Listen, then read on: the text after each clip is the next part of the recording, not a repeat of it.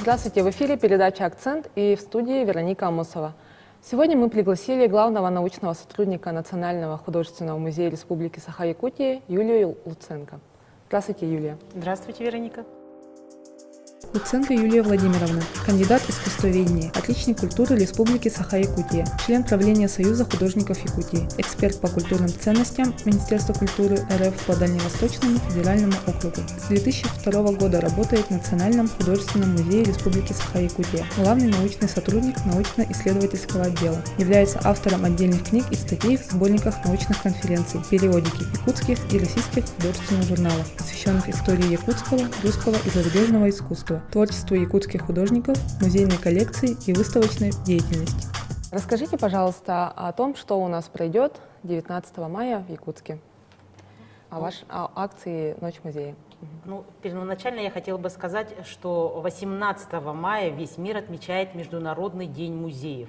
Этот праздник был учрежден Международным музейным советом в 1977 году, и с тех пор множество стран присоединилось, и именно 18 мая у наших посетителей есть возможность бесплатно посетить музейные экспозиции. Поэтому я приглашаю именно 18 мая, День открытых дверей, посетить наш музей и его филиалы.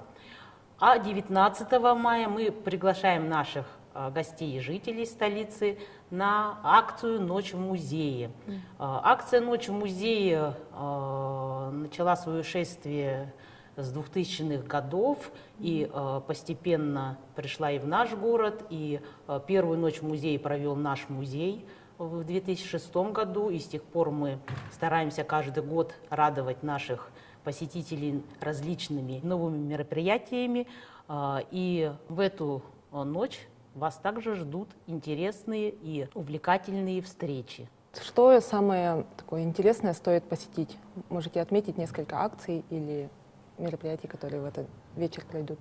Что же вас ожидает 19 мая в нашем музее?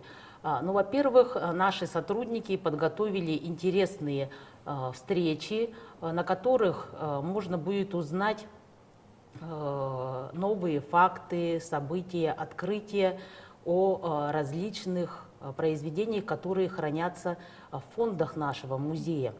Потому что акция «Ночь в музее-2018» проходит под девизом «Шедевры из запасников».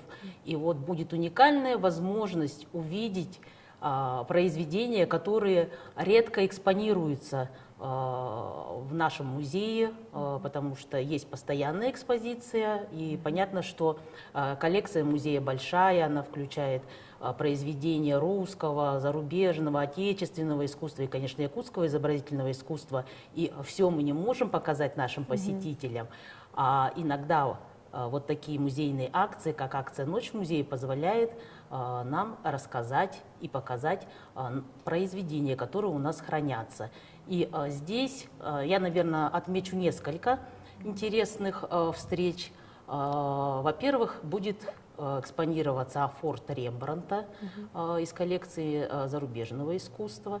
На встрече вы узнаете о творчестве мастера, ведь он был не только прекрасным живописцем, он был и замечательным афортистом, и как раз можно будет увидеть его автопортрет в этой технике. Афорт, и наши посетители смогут узнать, что это за техника и какие афорты делал Рембрандт.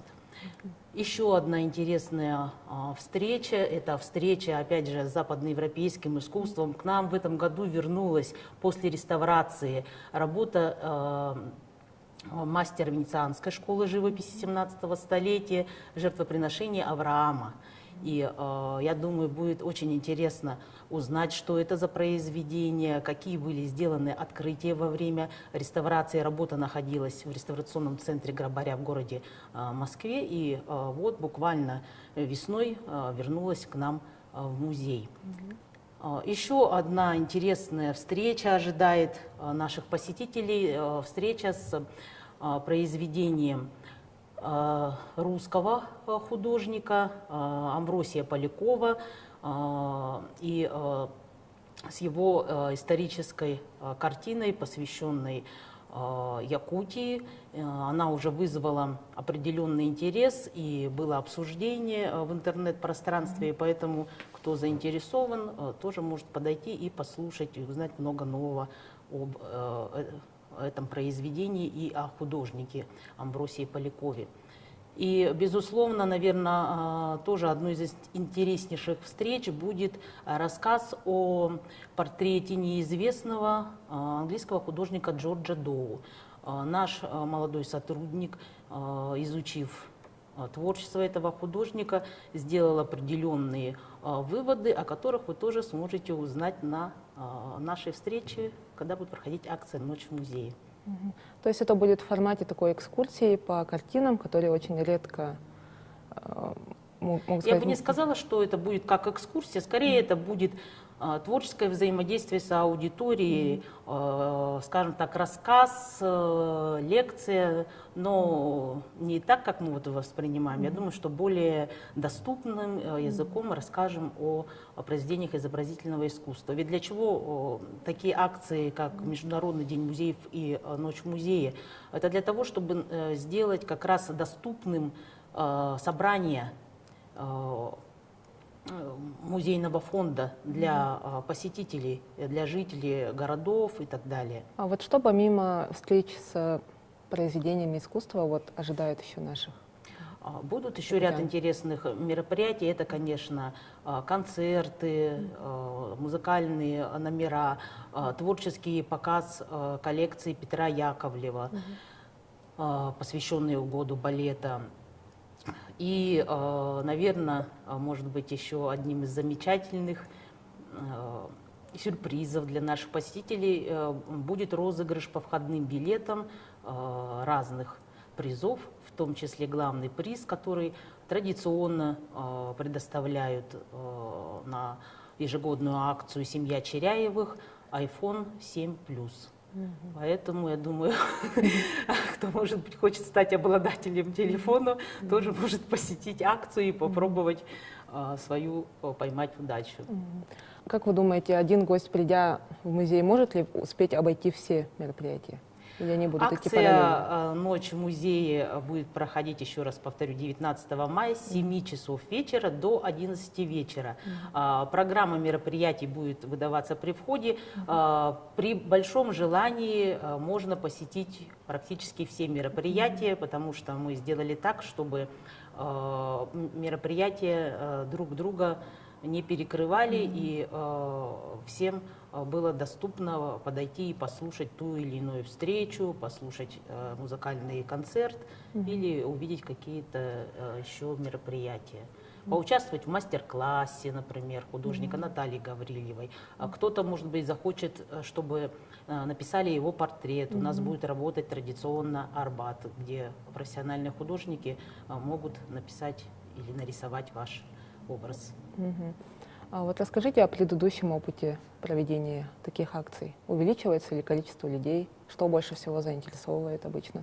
С каждым годом акция привлекает все больше народу в музей. И иногда у нас даже был такой опыт, что мы не смогли вместить всех наших посетителей, даже была очередь. Это когда начались первые опыт проведения таких мероприятий в городе. Конечно, проведение таких акций, оно стимулирует зрительский интерес и позволяет аудитории познакомиться с коллекциями музея.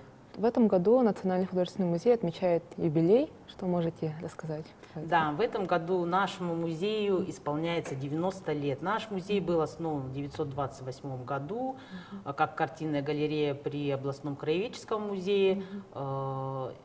И в дальнейшем уже вырос в самостоятельное учреждение. Сейчас мы именуемся Национальный художественный музей Республики Саха-Якутия. И, конечно, у нас идет подготовка к проведению различных мероприятий в рамках празднования 90-летия со дня основания.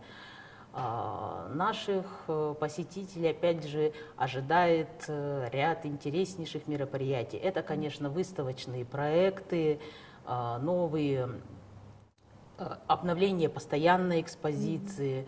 Будет проведена конференция «Пятые потаповские чтения» в рамках региональной художественной выставки «Дальний Восток» в Петропавловске-Камчатском, посвященная первому искусствоведу Иннокентию Афанасьевичу Потапову.